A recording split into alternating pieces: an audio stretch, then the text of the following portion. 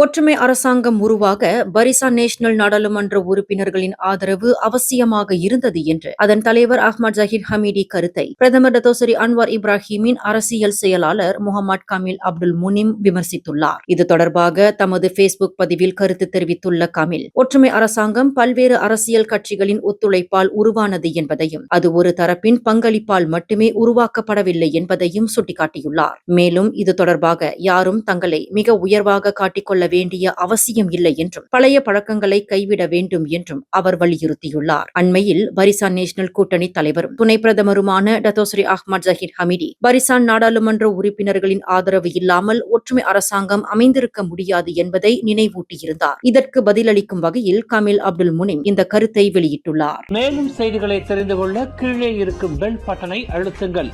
உங்கள் மகிழ்ச்சியை வெளிப்படுத்த லைக் மற்றும் ஷேர் செய்யுங்கள். தொடர்ந்து திசைகளோடு இணைந்திருக்க சப்ஸ்கிரைப் செய்யுங்கள்.